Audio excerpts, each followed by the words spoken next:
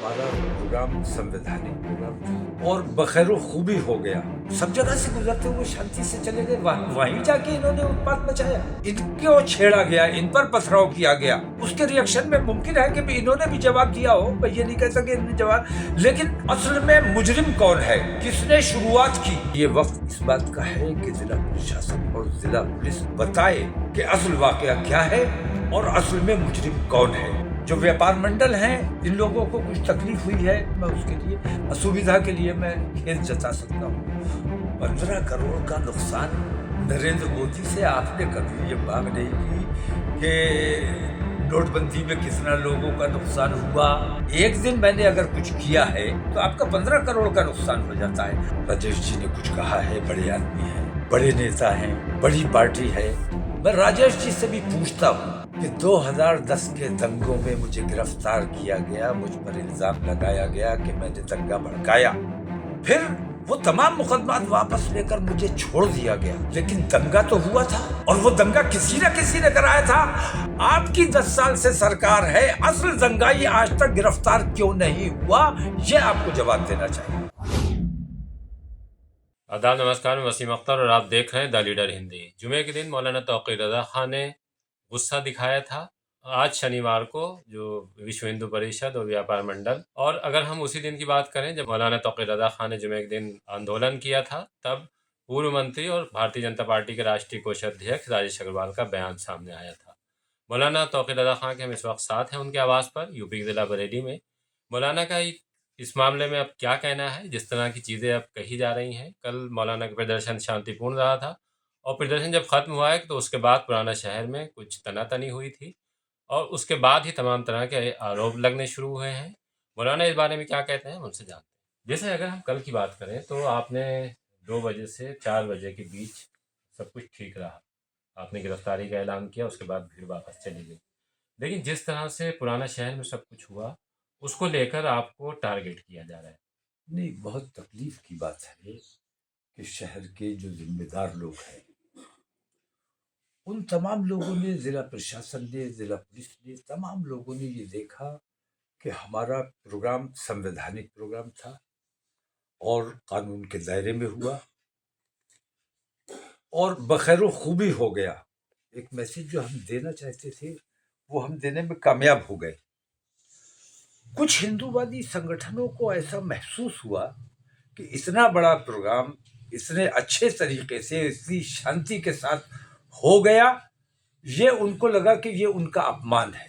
तो उन्होंने लोगों को भड़काकर, जो हमारी पब्लिक वापस जा रही थी, उन पर छतों से पथराव करवाया।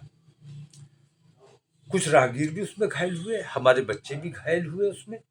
और बड़ा जुल्म ये है कि जो पत्थरबाज थे वही फिर जाकर थाने में एफआईआर कराते हैं कि जो हमारी भीड़ थी, जो हमारे लोग थे, उन लोगों ने पत्थरबाजी की। ये वक्त जो है, ये वक्त इस बात का है कि जिला प्रशासन और जिला पुलिस अपनी ईमानदारी साबित करे और ये बताए कि असल वाकया क्या है और असल में मुजरिम कौन है। हम जो अमन की बात करते हैं, प्यार मोहब्बत की बात करते हैं, एकता और भाईचारे की बात करते हैं, गलती हमारी है या हमारे ऊपर जिन लोगों ने पत्थर फेंके उन पर अगर सख्त कार्रवाई नहीं की गई तो मैं ये समझूंगा कि जिला पुलिस और जिला प्रशासन भी सरकार के दबाव में काम कर रहा है, अपनी ईमानदारी के नाम पर काम नहीं कर रहा है। लेकिन जिस तरह की मीडिया रिपोर्ट सामने आई है, मीडिया ने जिस तरह के फोटो दिखाए हैं और तमाम चीज़ें हुई हैं, उसमें इस बात का क्या सबूत है कि जैसे आप कह रहे हैं कि आपकी जो भीड़ आई थी वो जब वापस जा रही थी तो उस पर पथराव किया गया? नहीं, ये तो वहां पुलिस मौजूद थी, तमाम चीजें मौजूद थी। सबसे बड़ी बात यह है कि जिला पुलिस ने बहुत अच्छा इंतजाम किया था, बहुत सलीके से सब कुछ हो गया था। लेकिन वो पॉइंट, वहां पुलिस का इंतजाम भी वैसा नहीं था जैसा होना चाहिए था और इसी का फायदा उठा के इन लोगों ने वहां उन छतों से पथराव किया। छत से पथराव करने का क्या मतलब है? ये किस जगह की बात है?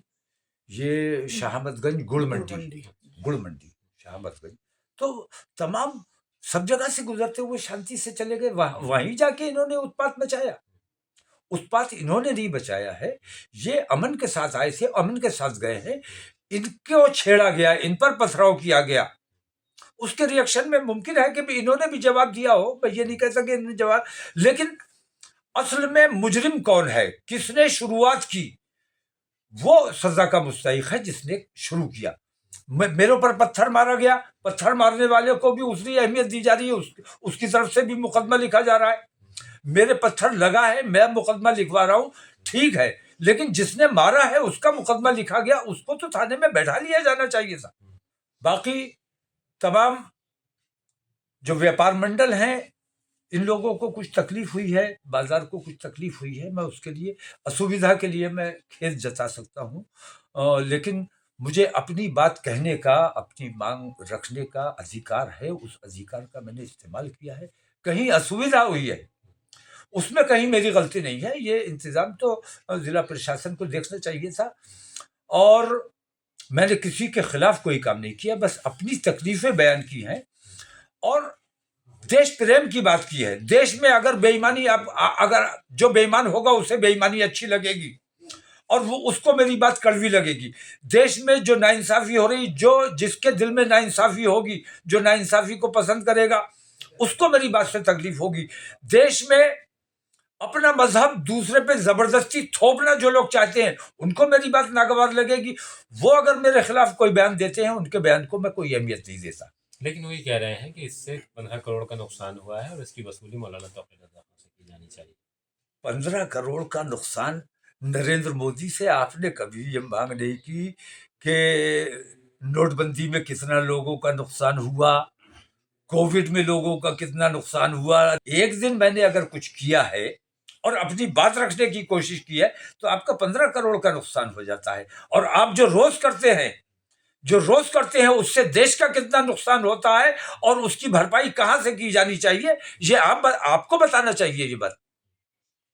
इसी तरह की मैं सिर्फ एक बात कहता हूं, मैं अगर अपनी तकलीफ बयान करता हूं, तकलीफ का इजहार करता हूं, तो आपको तकलीफ होती है, लेकिन अगर आपके दिल में कहीं न्याय होता, कहीं अंतरात्मा अगर आपकी होती, अंतरात्मा तो मर चुकी है तुम लोगों की, अगर तुम्हारी अंतरात्मा जिंदा होती तो रमेश बिधूड़ी ने जो पार्लियामेंट में खड़े होके जो कहा है, उनके खिलाफ कार्रवाई की मांग तुम्हें करनी चाहिए थी, जो तुमने नहीं की।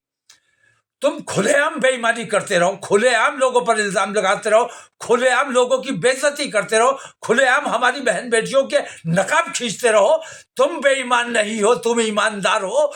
तुम्हारी किसी बात पर का जवाब देने के लिए मैं तैयार नहीं हूं, तुम्हारी कोई बात सुनने के लिए मैं तैयार नहीं हूं। लगातार 2 बयान आ चुके हैं राजेश अग्रवाल के, एक जिस दिन आपका प्रदर्शन था उससे पहले आया और एक प्रदर्शन के दिन ही आया। उनके कुछ सुझाव हैं आपके लिए, आपने शायद उनका वीडियो देखा भी हो। मैंने, मेरी अभी नजर से नहीं गुजरा है।